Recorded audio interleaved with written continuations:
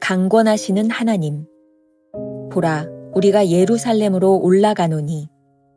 누가복음 18장 31절. 예수 그리스도의 인생에서 예루살렘은 그분이 하나님 아버지의 뜻을 이루시는 정상의 자리였습니다. 나는 나의 뜻대로 하려 하지 않고 나를 보내신 이의 뜻대로 하려 함으로. 이것이 주님의 전생애를 이끌어간 가장 중요한 관심이었습니다. 그가 그 길 위에서 어떤 것을 만나든 기쁨이든 슬픔이든 성공이든 실패든 그 어떤 것도 그분이 이루시려는 목적을 막지 못했습니다. 예수께서 예루살렘을 향하여 올라가기로 굳게 결심하시고 우리가 예루살렘에 올라가는 것은 자신의 뜻이 아닌 하나님의 뜻을 이루기 위한 것임을 명심해야 합니다. 자연적으로 우리의 야망은 우리의 것입니다. 그러나 그리스도인의 삶에서 우리의 야망이란 있을 수 없습니다. 최근에 그리스도를 위한 결단, 그리스도인이 되겠다는 결심, 이것 저것을 하겠다는 결정들이 많이 유행합니다. 그러나 신약 성경에서는 우리의 결심보다 하나님의 강권하시는 면을 강조합니다. 너희가 나를 택한 것이 아니요 내가 너희를 택하여 세웠나니. 우리가 의식적으로 하나님의 목적에 붙들리는 것이 아니라 아무런 의식 없이 하나님의 목적에 사로잡히는 것입니다.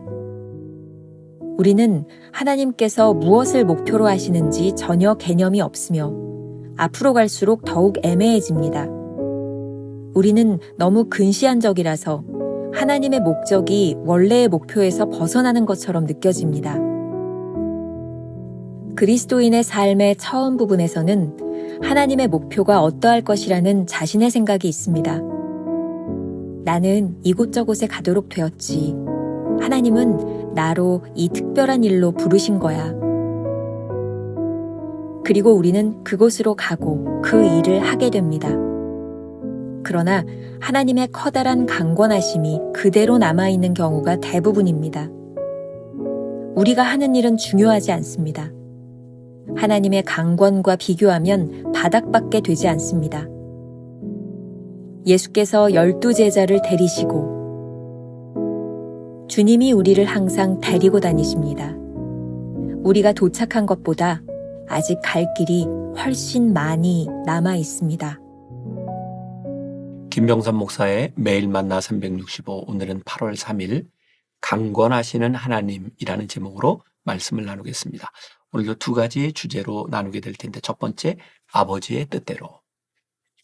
오늘 묵상은 1917년 3월 18일 자이툰 부대에서 저녁 예배 시 강권하시는 하나님이라는 제목으로 챔버스가 한 설교를 편집한 것입니다. 이 묵상을 통해 우리는 아주 중요한 질문을 던지게 됩니다. 당신은 하나님의 계획을 이해하지 못하는 순간에도 그분을 따를 준비가 되어 있습니까? 오늘 여러분들의 삶에 하나님의 계획이 이해되지 않는 순간에도 하나님을 따를 준비가 되어 있습니까? 요한복음 5장 30절 말씀에서 예수님은 이렇게 말씀하셨습니다. 나는 나의 뜻대로 하려 하지 않고 나를 보내신 이의 뜻대로 하려 함으로. 예수님의 공생애를 통해 알 수 있는 것이 있습니다. 예수님의 관심은 늘 아버지의 뜻을 따르는 것이었습니다. 오늘 본문에서 예수님은 예루살렘으로 올라가신다고 말씀합니다. 예루살렘은 십자가를 지기 위해 결심하고 올라가야 하는 곳이었습니다. 누가복음 9장 51절은 예루살렘에 올라가기 위해 예수님께서 굳게 결심하셨다고 말하고 있습니다. 결심하는 그 순간이 쉽지 않았다는 뜻입니다. 하지만 예수님께서는 아버지의 뜻을 이루기 위해 굳게 결심하셨고 예루살렘으로 올라가셨습니다. 챔버스는 오늘 묵상에서 우리가 구분해야 할 것이 있다고 말합니다. 우리의 야망은 우리의 것이라는 사실입니다. 그러나 챔버스의 말이죠. 우리가 예루살렘에 올라가는 것은 자신의 뜻이 아닌 하나님의 뜻을 이루기 위한 것임을 명심해야 합니다. 챔버스가 사역하던 당시나 지금이나 변함없이 우리 크리스찬들이 하는 말이 있습니다. 그리스도를 위한 결단 혹은 그리스도인이 되겠다는 결심과 같은 말들이죠. 챔버스가 아주 중요한 이야기를 하는데 우리가 주의하지 않으면 이러한 결단을 들을 때 참 귀하다고 생각하기 쉽다는 겁니다. 그러면 무엇을 주의해야 할까요? 이러한 결심 안에 우리의 야망이 숨어 있는지를 살펴보라는 것이죠. 오늘 묵상에서 쉽게 이해하기 어렵지만 아주 중요한 문장이 하나 등장합니다. 진정으로 아버지의 뜻을 이루는 것이란 우리가 의식적으로 하나님의 목적에 붙들리는 것이 아니라 아무런 의식 없이 하나님의 목적에 사로잡히는 것입니다. 이 말이 이해하기가 쉽지 않습니다. 무언가를 의식한다는 것은 생각할 게 많다는 뜻입니다. 하나님의 목적을 이루는데 고려할 상황이 많다는 것이죠. 그러니 아직 아버지의 뜻에 온전히 집중하거나 헌신하지 못하고 있다는 뜻입니다. 아무런 의식 없이는 우리의 의지를 배제하고 오로지 하나님의 뜻을 이루기 위해 거룩한 목적에 사로잡힌다는 의미입니다. 제가 개인적으로 참 좋아하는 표현인데 가슴에 손을 얹고 양심적으로 지금 우리가 하고자 하는 일과 하고 있는 일에 대하여 진단해 보아야 합니다. 진정 하나님의 뜻을 이루기 위해 우리의 권리를 포기하고 있는가? 아니면 우리의 야망을 감추고서 하나님의 뜻을 이룬다는 거창한 목표를 내걸고 있는가? 요한복음 15장 16절. 너희가 나를 택한 것이 아니요 내가 너희를 택하여 세웠나니 라고 말씀하고 있습니다. 하나님이 우리를 부르셨다면 그 부르심에 합당하게 살아가는 것이 마땅하지 않겠습니까? 오늘 우리가 기억해야 될 한 줄 노트. 그리스도인의 삶에 우리의 야망이란 존재하지 않습니다. 오로지 하나님의 뜻을 위하여 온전히 사로잡혀야 합니다. 두 번째 주제, 하나님의 뜻이 보이지 않을 때. 이게 또 다른 문제가 하나 다가옵니다. 처음에 아버지의 뜻대로 시작한 일을 끝까지 지속하지 못하는 것이죠. 사실 시작하는 것보다 더 어려운 것, 그리고 그 성패를 좌우하는 중요한 것은 지속성의 문제입니다. 우리가 실패하는 이유에 대해 챔버스는 이렇게 말하고 있습니다. 우리는 너무 근시안적이라서 하나님의 목적이 원래의 목표에서 벗어나는 것처럼 느껴집니다. 여기서 우리가 구분해야 하는 것이 있습니다. 우리가 생각하는 하나님의 일과 하나님이 강권하시는 일이 과연 일치하느냐입니다. 그리스도인들 중에 하나님의 뜻을 헤아리지 않으려는 사람이 누가 있겠습니까? 처음 부르심을 받고 그 일을 할 때 그러한 확신으로 시작하지 않겠습니까? 그런데 그렇게 확신으로 시작한 우리가 길을 잃을 때가 있다는 것입니다. 하나님의 강권하심과 뜻은 처음 그대로 머물러 있지 않기 때문입니다. 지금 강권하시고 앞으로도 인도하실 하나님께 집중하지 않는다면 슬그머니 우리가 가고 있는 길의 방향을 잃어버릴 것입니다.